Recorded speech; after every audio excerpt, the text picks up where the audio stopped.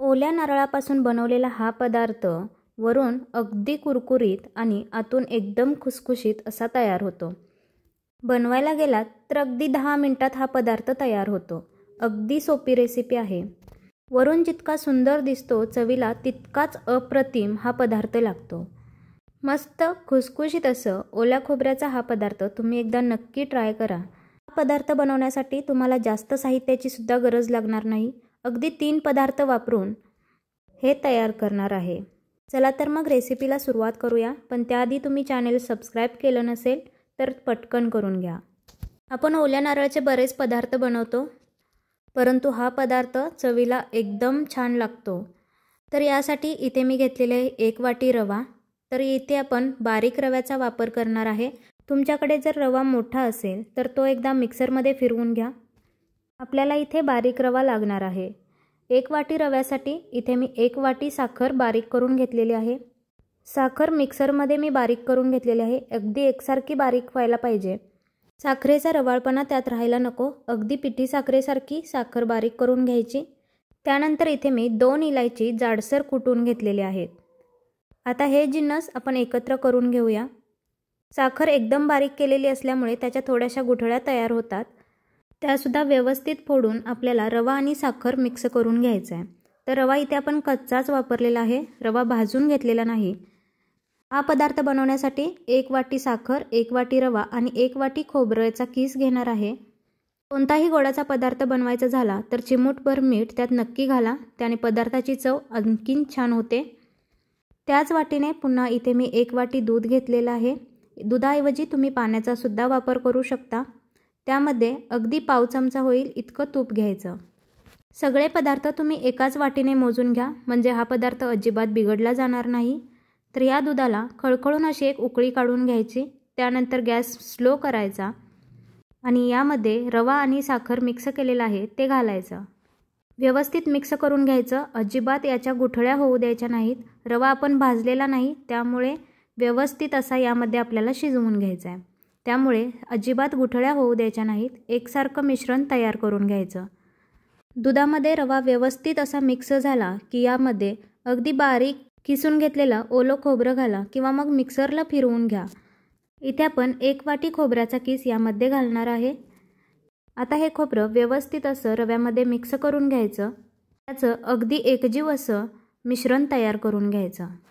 रवा आपण न भाजता वापरलेला आहे, त्यामुळे यामध्ये आपल्याला त्याला थोडीशी वाफ देऊन पण घ्यायची आहे। 1 वाटी दूध याला पुरेसं होतं। आता हे मिश्रण तुम्हाला थोडं सैल दिसत असेल, परंतु याला 1-2 मिनिट वाफ दिल्यानंतर हा रवा थोडा शिजला जातो आणि मिश्रण घट्ट होतं। अगदी पहिल्यांदा जरी तुम्ही हा पदार्थ बनवला ना तरीसुद्धा हा अजिबात बिघडणार नाही, जर तुम्ही प्रमाण व्यवस्थित घेतलं तर। सगळे जिन्नस आपण एकच समप्रमाणातच घ्यायचे आहेत।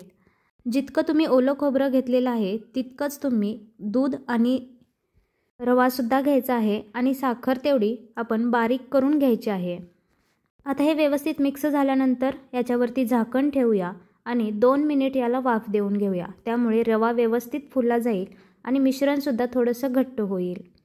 तर 2 मिनिटानंतर रवा मस्त असा फुललेला आहे आणि थोडासा मऊसुद्धा पडलेला आहे। त्यामुळे आपल्याला अनारसे व्यवस्थित बनवता येतील। मिश्रण थोडंसं घट्ट झालेलं आहे।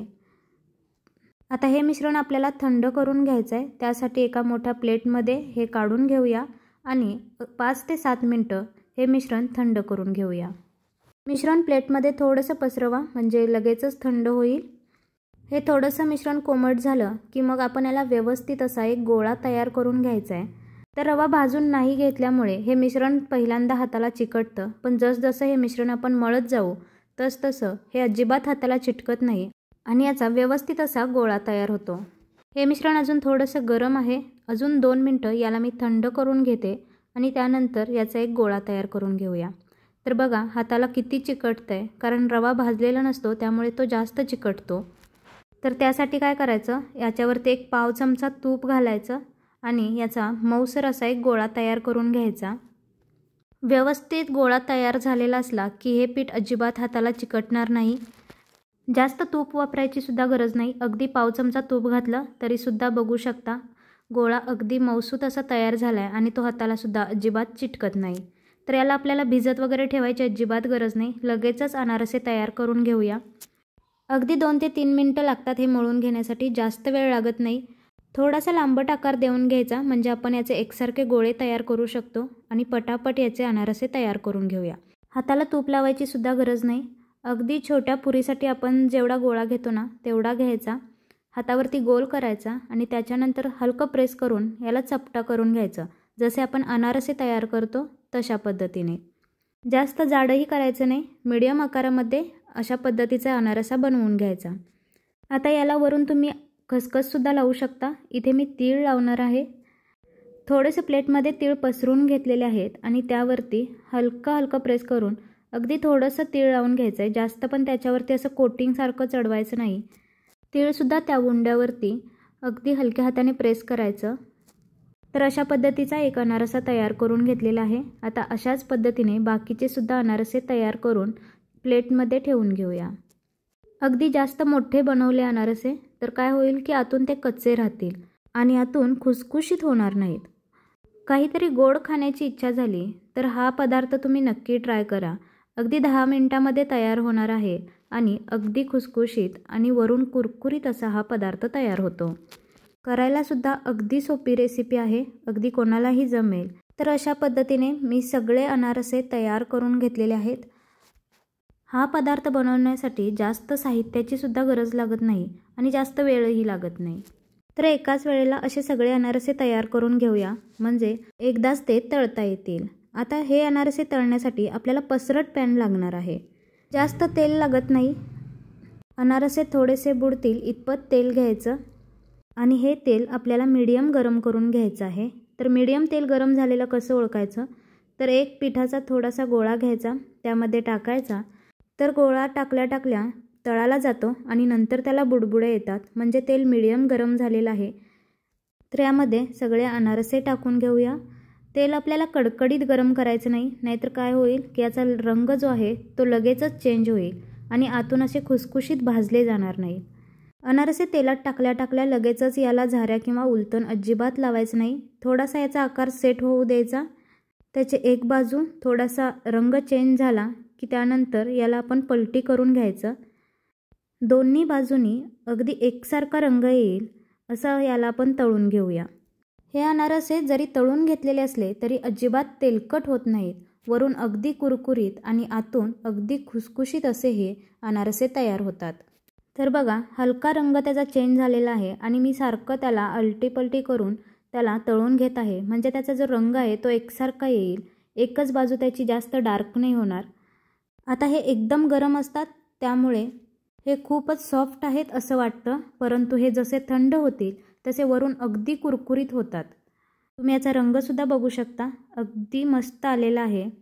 हे जोपर्यंत गरम आहे तोपर्यंत याची कुकिंग प्रोसेस जी असते ती सुरूच असते, त्यामुळे आतून हे अगदी खुसखुशीत असे होतात। तर अशाच पद्धतीने बाकीचे सुद्धा अनारसे मी यामध्ये तळून घेणार आहे।